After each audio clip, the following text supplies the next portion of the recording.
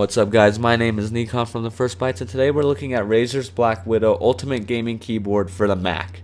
So this keyboard is a pretty hot item. It has been selling frequently, as many people have been starting to realize that mechanical gaming keyboards do help a lot with typing experience, especially if you type a lot. So this keyboard I got for about 140 bucks from Micro Center because there was none in stock on Razer's website, and I did not want to buy it on Amazon because it was actually selling for more than MSRP. So some features here we see are mechanical keys, faster response because it is a gaming keyboard. We also see the macro and function keys added on, which is a custom from Razer. We see the custom green lighting from Razer for the backlighting, and we see that it is actually pretty dirty looking at the bottom of the keyboard. And that's about 2.5 weeks of use, which also allowed me to make the perfect review, and you guys can see how long I've been using it and judge on your own if that's enough time or not.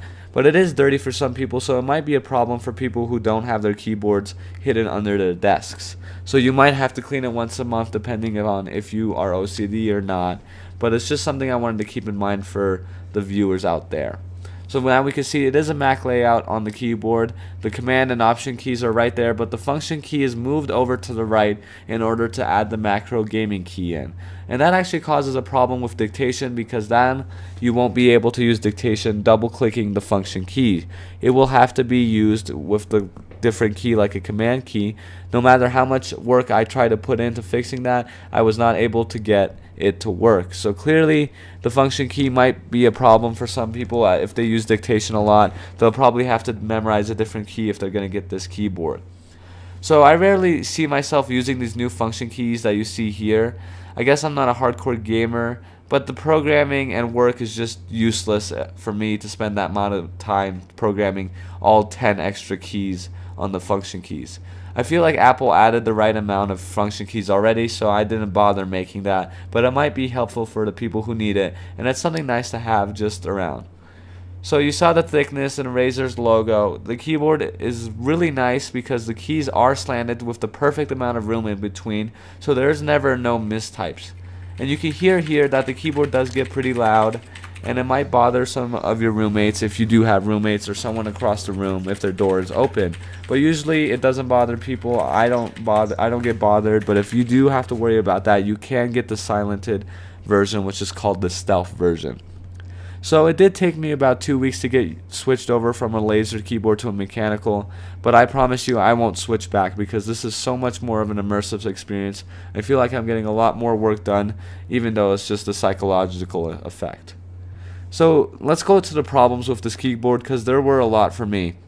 As you can see here, the keyboard can become dead at some points, where it's like basically nothing works. You can see that the brightness keys don't work. Only thing that works is backlighting, because that's programmed into the keyboard itself. So it took me about 2 hours, 3 hours to understand that I had to reprogram the brightness keys because they switched over from F1 and F2 to F14 and F15. And since the function key didn't even help me, I was just stuck in a big mess. And about after 3 hours of figuring out what my problem was, I realized that I had to reprogram all of the brightness keys, which was not fun for me at all. So the media keys didn't work. The F13 through F19 are useless, but what is helpful is this macro key and the numpad that goes with it. Sometimes we'll see that I need to use math on my keyboard for a calculator, so the numpad does come in handy. Even if it's not going to be used often, it's a nice feature to have. And we can see here that the keys are pretty indented. And let me just go into the macro key gaming real quick. The macro key helps if you have to do some pre-recorded functions. So if you ever need some type of gaming keys set up so it doesn't like on its own every time you click it, it is pretty helpful to have, but I don't see myself using it besides gaming. So here we do see the wires. It is really annoying. The USB pass-through and microphone pass-through are terrible. I would never recommend anyone to use them. I could never get the USB pass-through to work because it was just so low powered no matter where I plugged it in. And then whenever I plugged in the audio jack, my Mac would be muted despite what I wanted to do, which is really annoying. Even though I tried to get rid of the audio jack, I could not get my Mac to make a noise, so I had to restart my whole computer. So basically those two functions are useless. I wish Razer thought this through, But looking at the program, we can see that Synapse does work well. It does not crash. It is easy to program stuff. It's not hard to learn, which is good. Now, looking at the pricing of the keyboard, I think $140 is a lot more than needed to buy a keyboard. Especially as a student, I don't see this worth it at all. I would just rather get something cheap or get the $70 version, because these added functions are just gimmicks to make you pay almost double the price of the $70 version of the keyboard. So if you do happen to pick up this keyboard because of the features you saw in here that you would like, please go ahead and pick them up. It's not a bad keyboard. I'm going to use it for the rest of school.